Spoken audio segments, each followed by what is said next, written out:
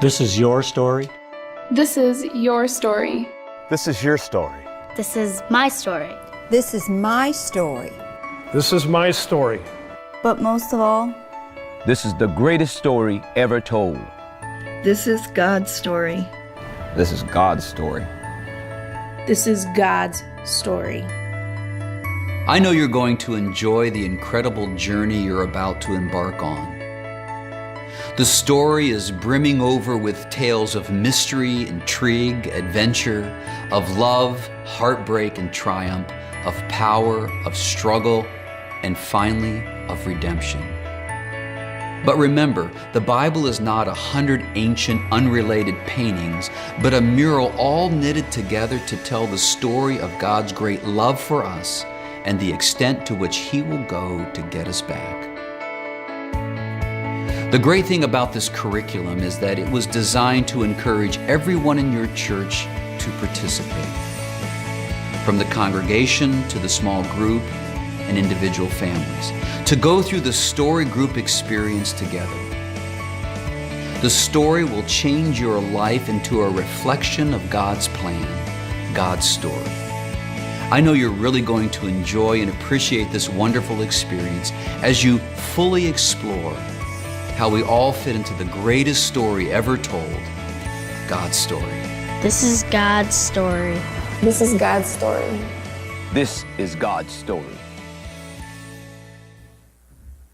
네, 위에만 불을 켜주시면 좋겠습니다. The Story라는 우리가 교재를 가지고 공부를 하게 되는데, 이제 설교도 우리가 주일학교도 다 이걸로 하고 저도 매주 이렇게 하는데 31주를 해야 됩니다. 그러니까 우리가 2월에 시작하는 이유가 2월에 시작하면 우리가 여름에 또 베케이션하고 애들 또 수련회 가고 해가지고 또 수련회 또 우리가 선교 가고 해서 우리가 또 한 2개월을 좀 쉬게 됩니다. 그래서 중간을 쉬게 되면 우리가 또 우리가 또 절기 때 절기를 좀 절기에 맞춰서 설교를 하고 그러면 우리가 아마 30일쯤에는 12월 마지막 주까지 여러분이 열심히 따라오시면 매주 이제 이게 이렇게 되어 있습니다.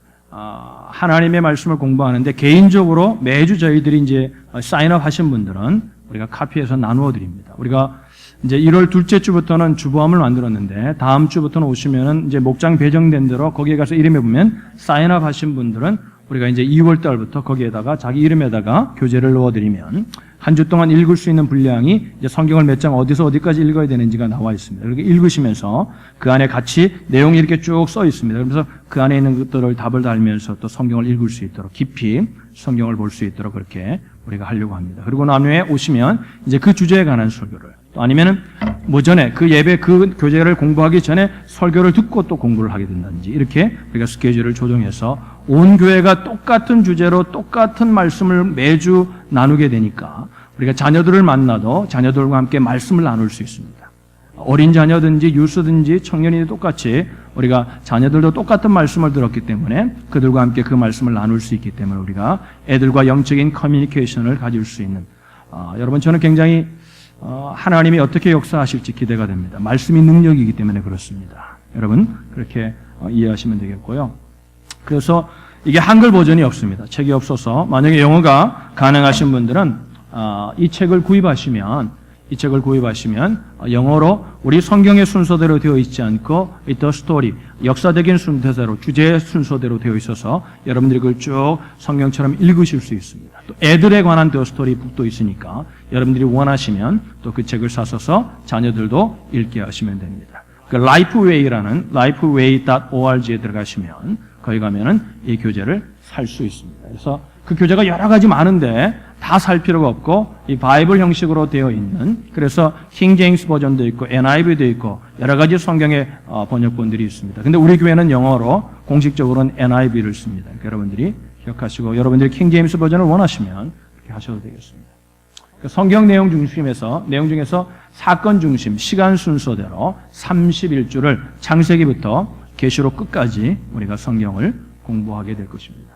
장절이 구분이 없고요. 한 주제 중심으로 그래서 한 장 두 장 하는 게 아니라 한 주제를 중심으로 그 단락을 전체 한 주간 읽고 공부하고 또 말씀을 읽고 또 소그룹에 가서도 소그룹 교재도 이제 만들어서 나누어 드립니다. 그래서 나누어 드리면 영어 거는 영어 교재를 쓰고 우리가 번역한 것들을 나눠서 우리가 교재를 그렇게 쓸 수 있도록 하겠습니다. 그래서 이제 목자님들이 기억하셔야 될 건 뭐냐면 31주 동안 이 말씀이 이 주제를 가지고 2월부터 시작하면 그 31주 매주 모여야 합니다. 그리고 방학 때 이제 쉬는 주간이 있으면 그 시간을 스킵하시고 그렇게 해서 주중에 모여서 같이 목장 모임을 해야 되니까 여러분들이 그렇게 팔로우 하시면 되겠습니다. 우리 이제 목자님들은 또 다시 모여서 다시 오리엔테이션을 할 수 있도록 디테일하게 하도록 하겠습니다.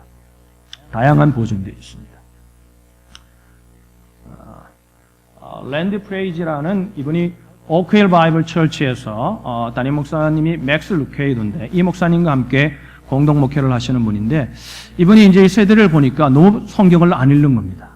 말씀이 능력인데 성경을 그저 자기들 원하는 것만 읽고 그냥 메모리하는 건 좀 하지만 성경을 쭉 주제별로 읽지 않는 겁니다. 그래서 이분이 현 세대에게 이 세대를 변화시킬 수 있는 것은 말씀밖에 없으니까 말씀을 읽혀야 되겠다. 그래서 이분이 이 교재를 만들게 되었습니다.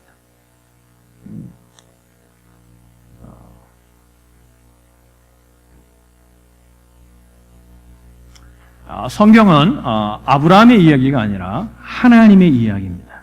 그런데 그 믿음의 사람들의 이야기로 우리는 모세의 이야기로 들려고 있지만 성경이 말하고 있는 것은 하나님이 어떤 하나님이신지 그래서 어퍼 스토리 하나님의 이야기를 하고 있는 겁니다. 하나님이 우리를 얼마나 사랑하시고 하나님이 우리를 얼마나 귀하게 보시고 하나님이 우리를 어떻게 다루어 가시고 우리를 어떻게 인도하시는지에 관한 얘기를 하는데 그러니까 그것이 어퍼 스토리 하나님의 이야기 그의 이야기가 하나님의 가스 스토리이기도 하지만 이것이 로우 스토리 인간의 이야기가 될 수 있다는 겁니다. 그래서 나의 이야기가 되고 그래서 거기에서 머무르는 것이 아니라 이 더 스토리가 원하는 것은 뭐냐면 하나님의 이야기가 나의 이야기로 끝나는 것이 아니라 그것이 우리의 이야기가 되어야 한다는 겁니다. Our story가 되어야 한다는 겁니다. 그래서 우리가 하나님, 나, 우리 이래서 한국말로 우리가 하나우라 이렇게 정했습니다. 어떻게 하나우라 뭔가 더 스토리를 유성교회에 맞게 적용을 했습니다. 그래서 그 제가 유성교회를 소개했잖아요. 그래서 그 교회가 하나우라는 말을 썼어요. 근데 보니까 그 책의 교재의 주제에 관한 이야기를 좀 한국말로 이해하기 쉽게 더 스토리 그러면 가까이 다가오지 않으니까 하나님, 나, 우리의 이야기. 그래서 유성교회에 맞게 적용을 한 겁니다. 왜 하나우인가?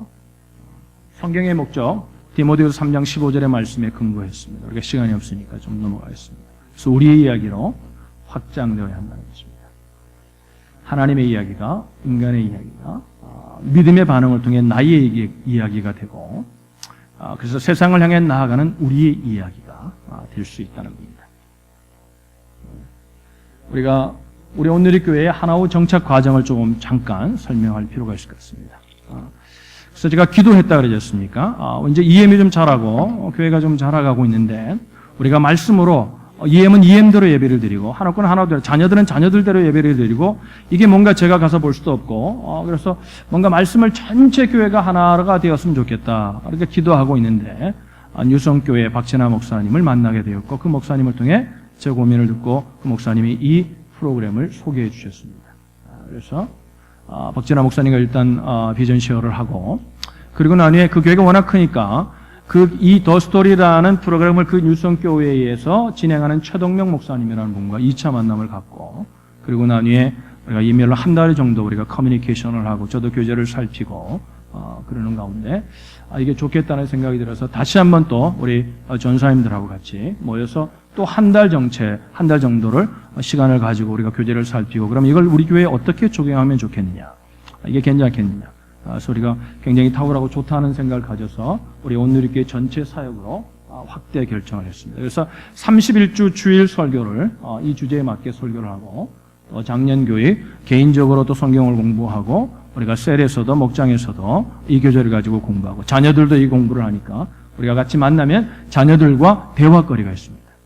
이번 주에 이 얘기를 했기 때문에 똑같은 주제를 공부했기 때문에 얘기하고 또 쉐어링할 수 있는 식탁에서든지 간단하게 아니면 가정에서 또 여기 교재를 만들어 놓기를 가정에서 또 가정의 애들과 함께 공부할 수 있는 또 교재를 만들어 놨습니다. 여러분들이 원하시면 또 그런 것도 할 수 있습니다. 이렇게 여러분들이 하시면 좋겠습니다. 그래서 31주 과정을 완주하는 전략을 세웠습니다. 저는 우리 교회 모든 식구들이 좀 사인업 하실 수 있길 바랍니다. 할렐루야. 할렐루야.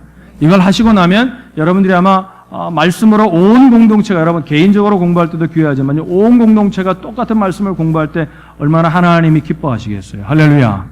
여러분 31주 과정이 좀 길긴 하지만 여러분 힘을 내시고 중간중간에 우리가 또 충전을 받으면서 말씀을 공부할 수 있도록 그렇게 하겠습니다. 그래서 여러분들이 다음 주일날 이제 부스가 마련될 거고 사인업 할 수 있도록 준비가 될 겁니다. 그러면 다음 주일부터 여러분들이 사인업 하셔서 1월 마지막 주까지 사인업을 받겠습니다. 그리고 난 후에 우리가 2월 첫 주일부터는 이 주제를 가지고 공부를 하고 또 개인적으로 공부하고 말씀을 볼 수 있도록 또 설교 말씀도 이 주제에 맞는 말씀을 들을 수 있도록 그렇게 하겠습니다.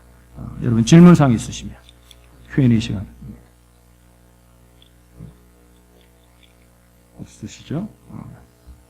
뭔 말인지도 잘 모르겠고, 그죠? 또 알아도 긴가민가하고, 하여튼 시간이 지나서 좀 매주 이제 저희가 광고를 조금 더 디테일하게 여러분들에게 할 수 있도록 하겠습니다. 우리 하나님의 말씀 보겠습니다. 하나님의 말씀 창세기 50장 22절로 26절의 말씀입니다. 전사님 내려가셨구나. 난 또 피아노를 칠 줄 알았어요. 자, 22절로 26절, 제가 한 절 여러분 한 절 우리 서로 교독하겠습니다. 요셉이 그의 아버지의 가족과 함께 애굽에 거주하여 110세를 살며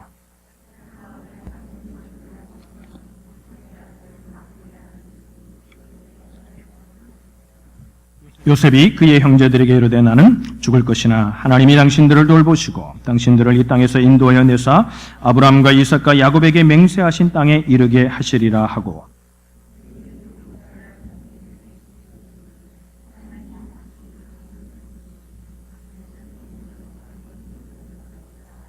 다 같이 읽습니다.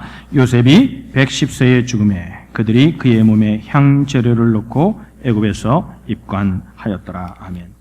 여러분 요즘 현실은 사람들이 꿈에 관한 이야기를 하면 꿈을 갖기 어렵다는 이야기를 이구동성으로 합니다. 우리가 환경을 보면 정말 꿈을 갖기 어려운 환경 속에서 살아간다는 것을 우리도 동의할 수밖에 없습니다. 여러분 세계적인 상황을 보면 테러 때문에 두려워하고, 그죠? 지난해에도 얼마나 많은 테러 때문에 무수한 생명들이 목숨을 잃었습니까? 그죠? 굶주림, 질병, 또 우리가 또 미국 안에서 보면 지난주 중에 우리 중부 쪽에는 또 홍수가 범람해서 1,700만 명이나 목숨이 위태위태한 그런 어려움 속에 기록적인 레코드의 비가 쏟아지기도 하고, 그래서 새해를 시작하면서 정말 왜 이런가? 우리가 정말 꿈을 가질 수 있는 것인가? 또 개인적으로는 우리 청년들은 또 직업이나 잡이나, 그죠? 모든 것들을 다 포기하고 삼포 시대가 아니라 요즘은 매포 시대가 그러더라고요. 그러니까 어마어마한 모든 것들을 포기해야만 되는 그런 시대 중에 살아가기 때문에 정말 꿈을 가질 수 있는가 이런 생각을 갖게 됩니다. 그럴 때 우리가 성경에서 우리가 꿈을 생각할 때 빼놓고 떠오를 수 있는 인물인데 그것이 바로 요셉이라는 인물입니다. 여러분 요셉도 그가 물론 아버지 집에서 꿈을 꾸기 시작했지만 그가 그 꿈을 간직하고 살아가기에는 우리보다도 더 어려운 속에서도 그는 꿈을 놓지 않았던 인물이 바로 요셉이었음을 성경은 우리에게 말씀하고 있습니다. 본문은 창세기의 마지막 장입니다. 요셉이 임종하는 장면입니다. 마지막 이 땅의 육신의 삶을 거두는 장면입니다. 요셉의 그 임종 장면을 보면서 저는 굉장히 감격했습니다. 왜 그러냐면 보통 사람들은 죽음 앞에 놓을 때 가졌던 꿈조차도 다 내려놓는데 오늘 본문에 보면 요셉은 마지막 자기의 인생을 마감하는 그 순간 속에서도 꿈에 관한 이야기를 하고 있다는 것입니다. 꿈. 그래서 요셉의 별명을 저는 이렇게 지었습니다. 비저너리다. 그는 꿈꾸는 자였습니다. 여러분 그런데 요셉의 생애를 보면 이 꿈 때문에 실현을 당합니다. 그죠? 형제들에게 미움을 받고 팔림을 벌하고, 그죠? 그 꿈 때문에 얼마나 많은 어려움을 당합니까? 그죠? 그런데 여러분 놀라운 것은 뭐냐면 역설적으로 꿈 때문에 어려움을 당하지만 그러나 역설적으로 요셉은 꿈 때문에 그 어려움을 극복하고 하나님의 뜻을 이룬다는 겁니다. 꿈 때문에 다시 일어납니다. 꿈 때문에 미래를 향해 또 나아갑니다. 그리고 마침내 꿈을 이룹니다. 요셉의 삶을 가장 잘 표현하는 단어가 꿈입니다. 우리 옆에 분에게 한번 이렇게 축복하면 좋겠습니다. 꿈꾸시기 바랍니다.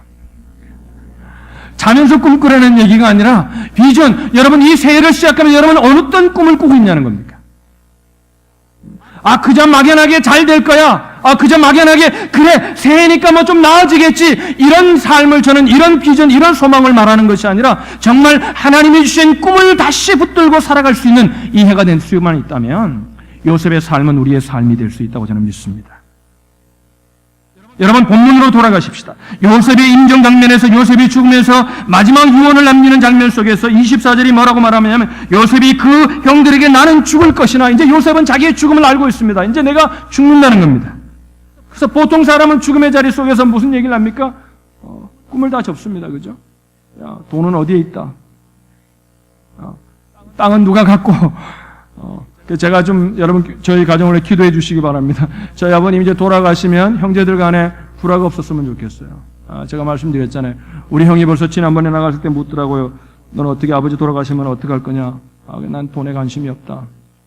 나보고 사인해 줄 수 있냐 그러더라고요. 그래서 오케이 사인해 준다 그랬어요.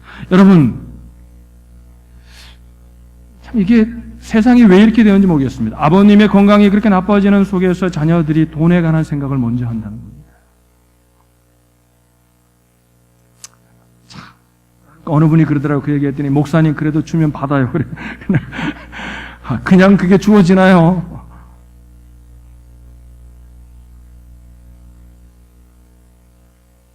보통 사람들은 죽는 자리에서 모든 꿈을 접어야 합니다. 그때는 꿈을 폐기청구라고 그죠? 인생을 정리해야 되는 때입니다. 그런데 이 요셉이 그 형제들에게 나는 죽을 것이나 이제 이 죽음의 순간 속에서 임종의 시각 속에서 마지막 순간에 요셉은 다시 자기의 꿈에 관한 얘기를 한다는 겁니다.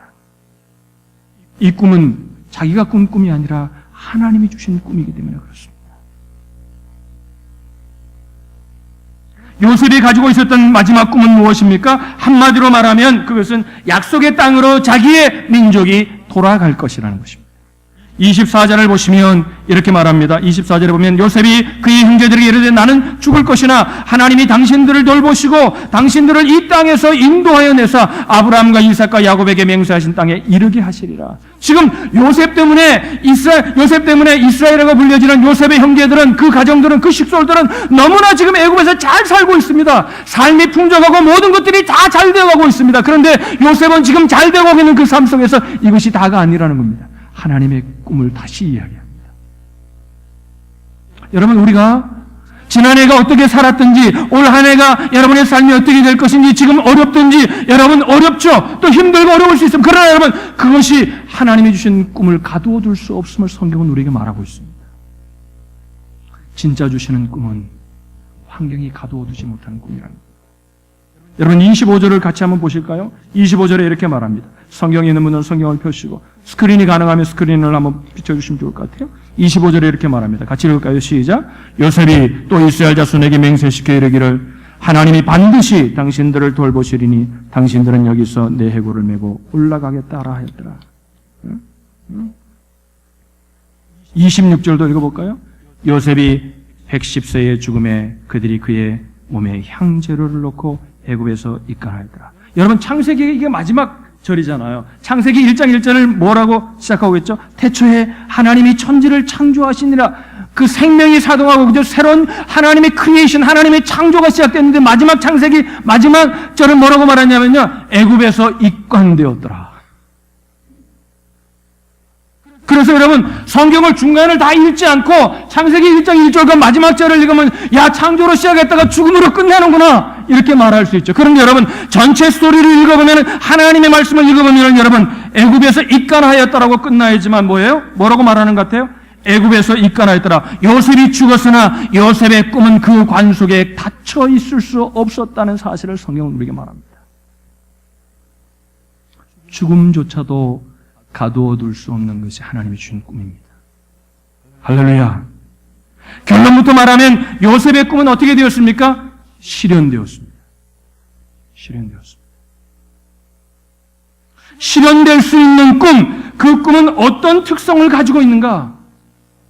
정말 하나님의 뜻이 이루어지고 하나님의 뜻대로 정말 죽음도 가두어둘 수 없는 죽음 이외에도 하나님의 뜻이 이루어지는 그 꿈은 어떤 특성을 가지고 있는가?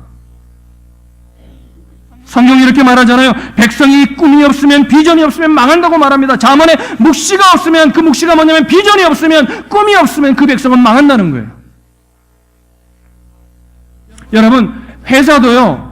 어느 한 사람이 어떤 꿈을 가졌냐에 따라서요. 그 CEO가 그 회사를 리더하는 리더가 어떤 꿈을 가졌냐에 따라서요. 그 좋던 회사가 망하기도 하고 그 좋지 않던 회사가 다시 일어나기도 하는 것을 봅니다.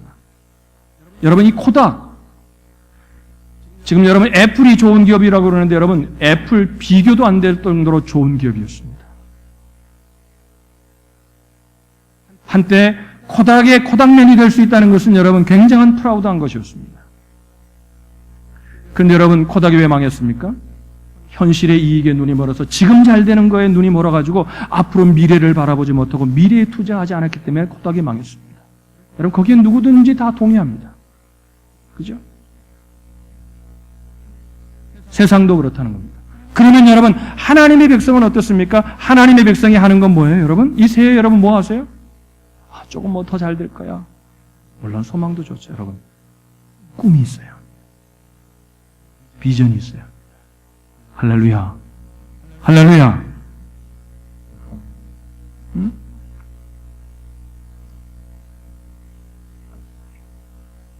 그러면 이루어지는 그 꿈, 요셉의 꿈은 어떤 특성을 가지고 있었는가? 첫 번째, 요셉의 꿈은 공개적인 꿈이었다는 겁니다. 여러분, 공개할 수 없는 꿈은 어쩌면 가치가 없는 것일 수 있습니다. 내가 남에게 선포할 수 없고 믿음의 사람들에게 나눌 수 없는 꿈이라면 하나님이 주시는 꿈은 공개적이어야 한다는 겁니다. 여러분, 교회도 비전이 있습니다. 우리 교회도 비전이 있습니다. 우리 교회 비전은 뭐죠? 영혼 구원하여 제자 삼는 겁니다. 따라합시다. 영혼 구원하여 제자 삼는 것. 그것을 위해 우리는 쉽게 표현해서 3S라고 좀 표현을 바꿨습니다. Save, Serve, Send 하는 것. 여러분 그래서 우리가 지금 예배 자리가 비어있지만 여러분 그분들이 여기서 양육을 받아 우리가 그분들을 파송한 겁니다. 할렐루야. 그죠? 세이브하고 구원시키고 그들을 잘 섬겨서 그들이 그 섬김을 통해 예수 그리스도의 삶을, 예수 그리스도를 믿는 삶이 어떤 것인가를 잘 삶을 통해 그들이 배워서 우리가 그들을 다시 샌드하고 또 그들을 또 세워가는 그 사역을 하는 거죠. 그래서 그 비전을 이루기 위해서 구체적으로 우리는 예배 공동체가 되고 선교 공동체가 되고 평신도를 일깨워 제자 삼는 공동체가 되는 구체적인 비전을 세운 것입니다. 여러분 지금 요셉이 유언을 하고 있습니다. 그런데 그 유언이 바로 공개적인 비전 선언문이었다는 겁니다. 24절에 뭐라고 말합니까? 요셉이 그 형제들에게 이르되 자기의 가족들을 불러놓고 형제들에게 먼저 말하고 그리고 형제들에게만 갇혀있는 것이 아니라 25절에 보면 요셉이 또 이스라엘 자손들에게 맹세시켜 이루기를 우리는 약속의 땅으로 가야 된다. 우리가 여기 지금 잘 살고 있지만 여기가 우리가 살 땅이 아니다. 하나님이 약속하셨기 때문에 우리는 분명히 그곳으로 가야 되는 비전을 잊지 말아야 한다.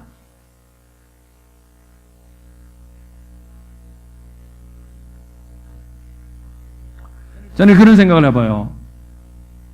모세가 이스라엘 백성을 이끌고 430만에 출애굽할 때 그들이 왜 430년간 있어야 됐을까? 왜 그래 오랜 기간을 안 갈라 그러니까요. 그들이 아마 그 꿈을 요셉이 가졌던 그 꿈을 잃지 않았다면 어떻게 됐을까요? 아마 좀 더 일찍 나올 수 있지 않았을까요? 어떤 분은 하나님의 적당한 때에 하는 거예요. 근데 그 때가 우리 때문에 늦춰질 때도 있음을 성경은 말합니다.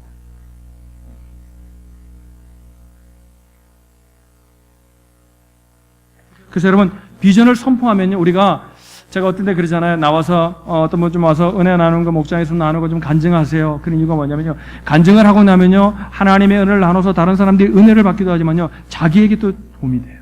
왜? 간증을 하면 어때요? 자기가 그 말에 책임감을 느끼는 거죠.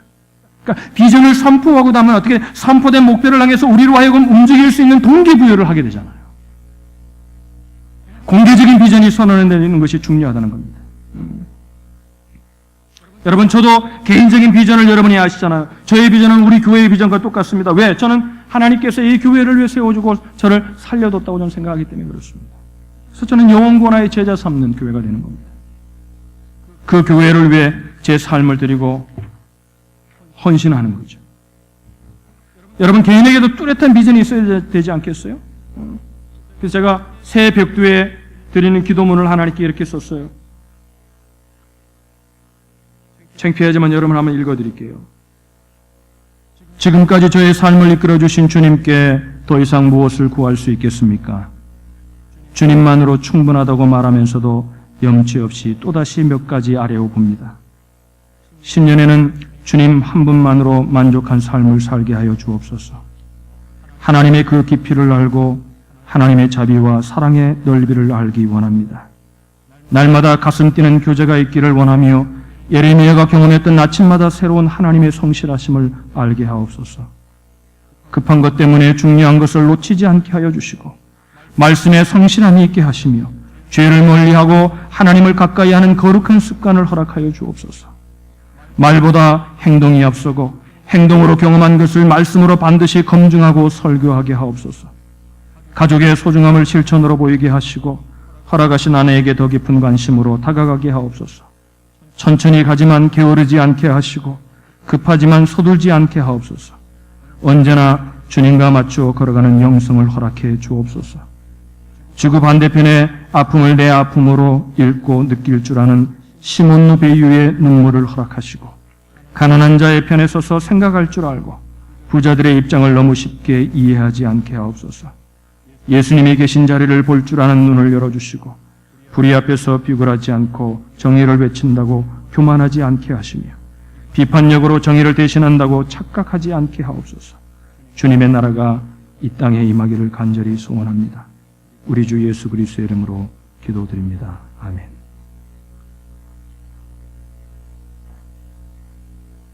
여러분, 하나님 우리에게 꿈을 주기 원하십니다. 그 꿈을 주신 꿈을 선포하시기를 주님의 이름으로 축원합니다. 주님이 주신 꿈을 붙들지 못하셨습니까? 여러분, 새벽에 나와 기도하십시오. 하나님이 우리에게 꿈을 주실 것입니다. 둘째, 요셉의 비전은 확신에 근거한 꿈이었다는 겁니다. 여러분 보세요. 25절에 보면 요셉이 또 이스라엘 자손에게 맹세시켜 이르기를 하나님이 뭐라고 말합니까? 반드시 따라합시다. 반드시 너희를 권고하시리니, 그 반드시라는 단어가 강조 구사잖아요. 그죠? 영어로는 surely, 다른 말로 확실하게. 김영삼 대통령이 고인이 되셔서 확실히 발음도 잘 안 돼요. 그분이 나는 경상도인데 확실하게 되는데 그분이 왜 쌀이 발음이 안 되는지 모르겠어요. 뼛속까지 경상도 분이라고. 여러분, 반드시라고 얘기합니다. surely, 확실하게. 하나님이 반드시 너희들을 인도한다. 너희들이 원하든 원하지 않든 상관없다. 하나님이 약속했기 때문에 반드시 이룬다는 거예요. 반드시. 왜 이런 확신이 있었을까요? 그 꿈에 관한 비전에 왜 이런 확신이, 사람들에게 그냥 얘기하는 게 간다가 아니라 확실히 간다는 얘기를 할까요? 하나님의 약속이었기 때문에 그렇습니다. 이스라엘 백성이 약속의 땅에 들어가서 거기서 하나님의 공동체를 이루고 살아야 하는 것이 하나님이 주신 약속이기 때문에 반드시 이루어진다는 거예요. 요셉의 비전이 확신이 있었던 비전일 수 있는 이유가 뭐냐면 말씀에 근거한 비전이었기 때문에. 여러분, 그러니까 보세요. 우리가 The Story, 하나오에 관한 말씀을 공부하는 것이 우리 가정적으로 가는 비전, 그죠? 개인적으로 갖는 비전, 공동체로 갖는 비전을 통해서 얼마나 말씀이 있다. 이런 말씀이 그렇잖아요. 로고스의 말씀이 그죠? 읽다가 그죠? 그전에도 늘 읽었던 말씀이 어느 날 그 말씀이 살아서 우리에게 레마로 다가올 때가 있잖아요. 말씀을 읽다면 그런 축복을 받는다는 겁니다. 아마 요즘 그 인터넷상에 올라온 글을 보니까 어느 교회들이 예배가 끝나고 나면은 이렇게 나와가지고 말씀 뽑기를 하는가 봐요. 그것 때문에 막 비판하고, 저도 그건 신학적으로 좀 문제가 있다고 생각을 해요. 왜? 무슨 말씀이 제비 뽑기는 아니잖아요.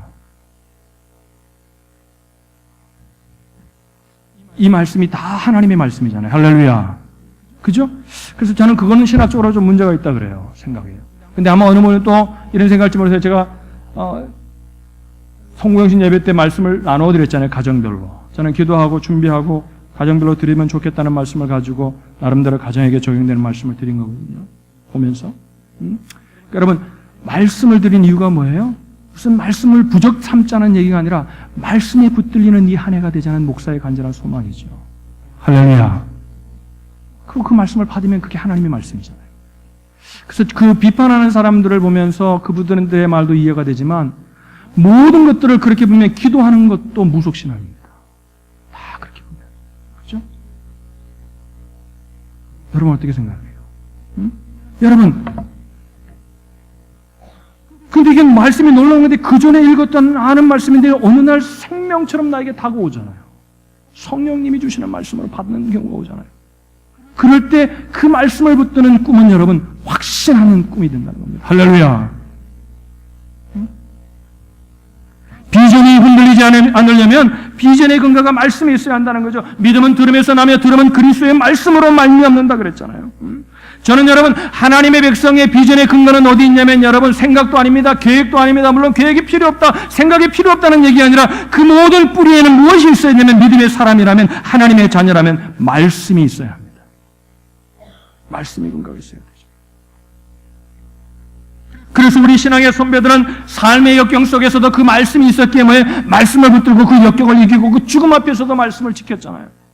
바울이 그래서 이렇게 고백하잖아요. 내가 확신하노니 사망이나 생명이나 천사들이나 권사들이나 현재일이나 장래일이나 능력이나 높음이나 깊음이나 다른 어떤 피조물이라도 우리를 우리 주 그리스도 예수 안에 있는 하나님의 사랑에서 끊을 수 없느니라. 이 말이 어디서 온 거예요? 그가 하나님의 말씀 속에서 찾은 거죠. 할렐루야. 그래서 이렇게 말하잖아요. 디모데후서에서는 이렇게 말하잖아요. 이로 말미암아 내가 또 이 고난을 받되 부끄러워하지 아니함은 내가 믿는 자를 내가 알고 또한 내가 의탁한 것을 그날까지 그가 능히 지키실 줄을 확신함이라. 여러분의 확신이 어디에 근거하고 있습니까? 경험입니까? 그러면 그 경험은 무너질 것입니다. 감정입니까? 그 감정은 늘 변할 것입니다. 눈에 보이는 것입니까? 그 눈에 보이는 것은 늘 우리를 혼동스럽게 할 것입니다. 우리의 믿음의 근거는 말씀에 있어요. 할렐루야. 이 안에 세움받은 분들도 헌신할 때 그 헌신의 근거가 어디 있으면 말씀에 있어요. 하나님이 여러분들을 세우신 겁니다.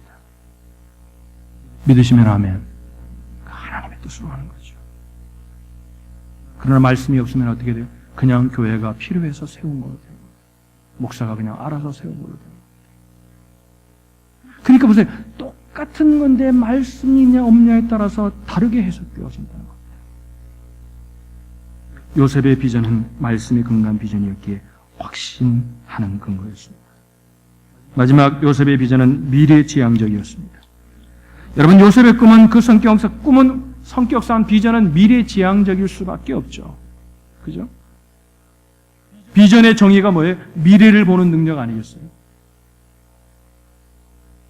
지금 요셉은 뭘 보는 거예요? 지금 이스라엘 백성이 다 정착해서 잘 살고 있는데 그것을 보는 게 아니라 가나안 땅에 갈 걸 보는 거예요. 이 비전을 그걸 보는 거죠.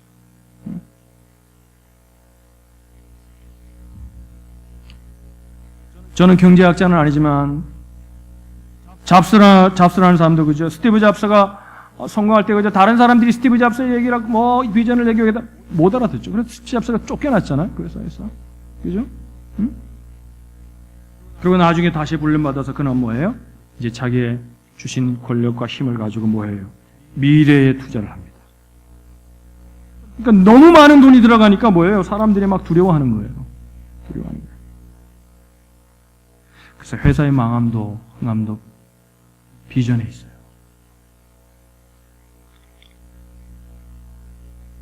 비전의 사람은 미래를 봅니다. 그래서 흥분합니다. 감격합니다. 여러분, 이 한 해를 살아가는 것이 기대가 되세요? 그럼 여러분 꿈이 있는 거예요. 할렐루야. 기대가 되시길 바랍니다. 요셉의 비전은 실현되었습니다. 출애굽기 13장 19절에 보면요. 이제 출애굽을 하면서 하는 사건을 기록하는데 이렇게 기록되어 있어요. 13장 19절에 보면 모세가 요셉의 유고를 가졌으니 이는 요셉이 이스라엘 자손으로 단단히 맹세하여 이르기를 하나님이 반드시 너희를 찾아오시리니 너희는 내 유고를 여기서 가지고 나가라 하였습니다. 여러분, 그거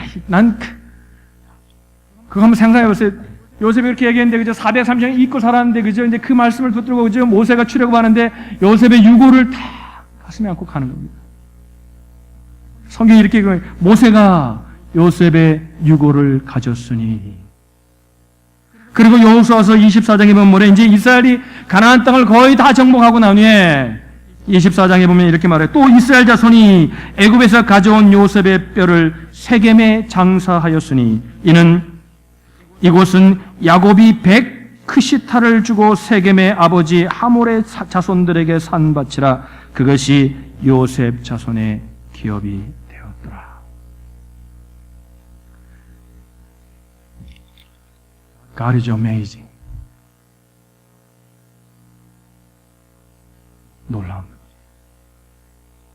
할렐루야. 하나님이 시건치 않으시는 겁니다. 반드시 약속을 지키셔. 여러분, 주님이 주신 꿈은 반드시 이루어집니다. 믿으시길 바랍니다.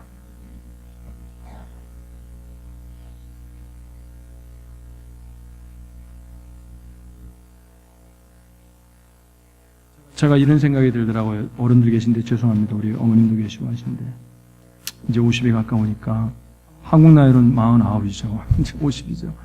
50에 가까우니까 야, 세월이 빠르구나. 갑자기 내가 나이가 많이 먹었다는 생각이 드는 거예요. 근데 여러분, 많은 게 아니더라고요. 곰곰이 생각해 보니까. 이제 100세까지 사는 시대잖아요.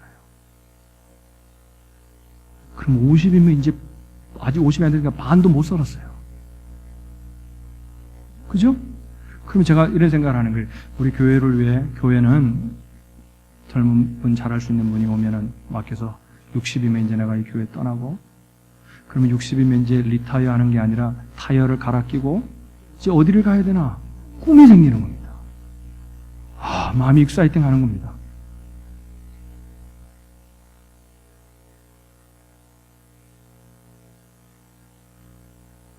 왜 그러고 보세요? 막 꿈이 생기는 겁니다. 그러니까 저녁에 막 자는데 막 마음이 그걸 생각하면 막 가슴이 벅찬 겁니다. 하나님이 어떻게 인도하실까? 할렐루야. 여러분, 오해하지 마세요. 리타이어 해가지고 이제 좋은 데 가서 발 뻗고 살 생각하세요. 여러분, 천국을 소유한 인생이 아닙니다.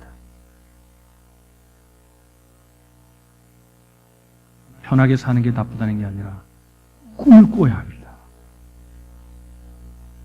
할렐루야. 썩어질 육신, 병들어 죽기보다는 여러분 주님을 위해 쓰다가 달아가지고 이제 쓸 수 없어서 주님이 데려가시면 얼마나 영광스럽겠어요. 할렐루야. 그러면요, 하나님이 살려주시더라고요. 제가 의사가 옛날에 목에 앉아가지고 갔더니 의사가 목을 쓰면 안 된다는 거예요. 그러니까 여러분, 의사 말이 권세가 있어요.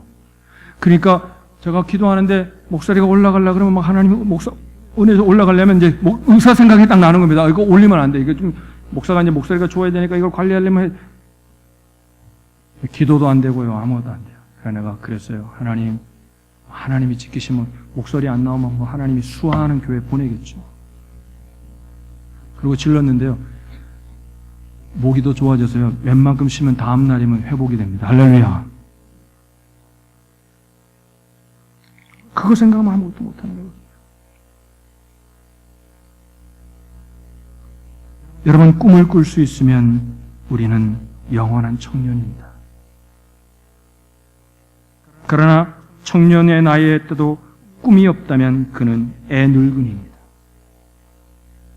저와 여러분이 꿈을 붙들 수 있기를 바랍니다.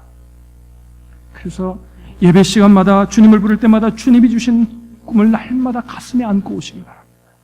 힘들고 어려워도 그 힘들고 어려움 때문에 꿈을 놓지 마시고 그 꿈을 붙드시기 바랍니다. 꿈을 꿀 수 없는 때도 꿈을 꾸시기 바랍니다.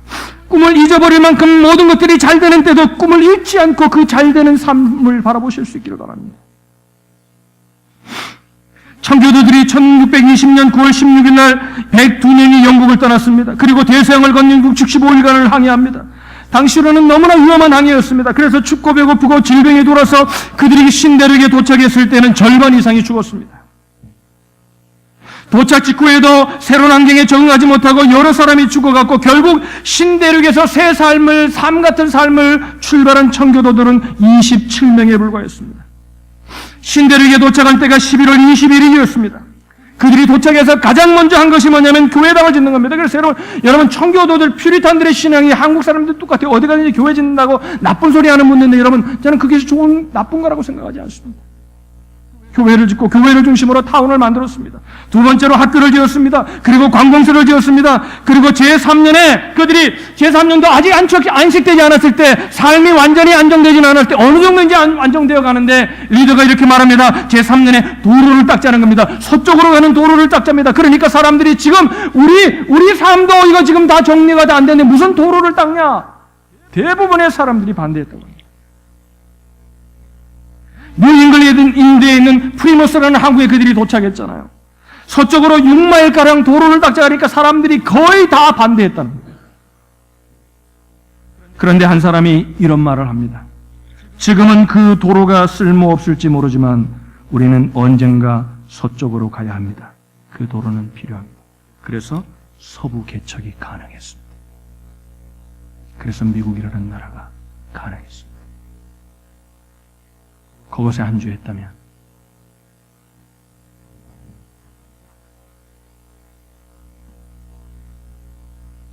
요셉은 애굽 땅에서 성공하여 국무총리가 되었습니다. 그러나 거기에 안주하지 않습니다. 우리 믿음의 사람들이 이렇게 말해요. 국무총리 돼서 하나님께 영광을 돌렸으면 이제 됐다. 요셉은 그거 아니었습니다. 하나님이 주신 꿈을 잃지 않았습니다. 창세기는 이렇게 끝납니다. 요셉이 애굽에서 입간하였더라. 그러나 저의 눈에는 이렇게 보입니다.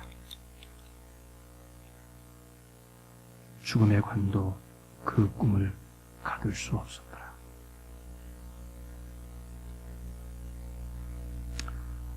내일부터 시작되는 기도에 여러분들을 초대합니다. 하나님의 사랑을 알아야 꿈을 꿀 수 있습니다. 관 속에서 주님의 꿈이 부활합니다. 관이 닫을 수 없는 꿈, 그 비전을 가지고 도전하는 저와 여러분들이 되시기를